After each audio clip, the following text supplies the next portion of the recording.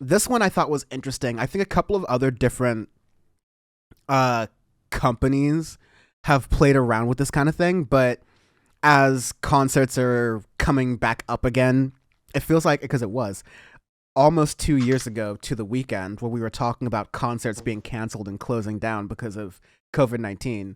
Well, now, even though COVID-19 still very much exists, the concerts are back.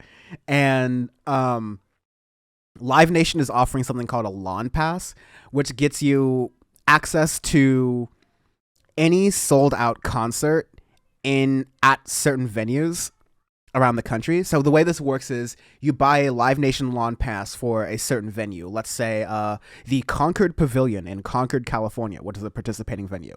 Then the benefit to that is if you have a sold out show and some artist happens to be coming there, say the Black Keys or Tears for Fears or Snoop Dogg or Halsey or Foo Fighters or what have you, you can go to that show even though it's sold out if it's at that venue you have the pass for. It's really cool. I like that. Yeah, I think it's an interesting way to bypass some people having issues to get into shows. Yeah, and having to spend like an absorbent amount of fee on some upcharge tickets and whatnot for it. So yeah, so there were limited amounts of these tickets because obviously they're like overselling. So, but I think they're reasonably priced because they're $200 for these passes. Only $200? Yeah, so wow. like, you know, old Dan before I changed would have bought like 2 of these passes and just like had them like for free if like if I ever wanted to like take a person or like someone I'm dating. Exactly. And it's like, hey, let's just like have these like on hold real quick. Yeah.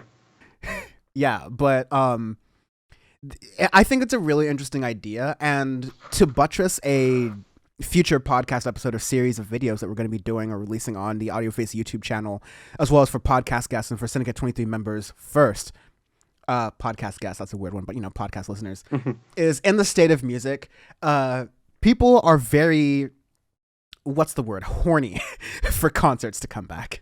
They really want concerts to come back, and these labels and the people who put on events, Live Nation, known for putting on incredibly safe events at all times, because you know they're being sued in the Travis Scott situation, but they're looking for more ways to get as many people as possible to these concerts, to make them as sold out as possible, to make up for the 2 years in lost revenue that they all have, because all these places are hurting and people want to get back to listening to live music, but also the economy that supports not just only live musicians, but the roadies, the staff, the crew, the every person who makes that stuff work, for all of us to enjoy.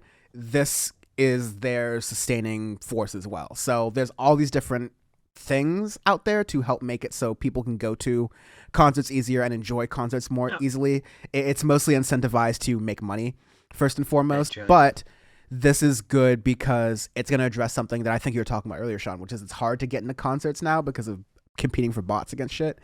But this should provide some sort of, backup for people. Absolutely.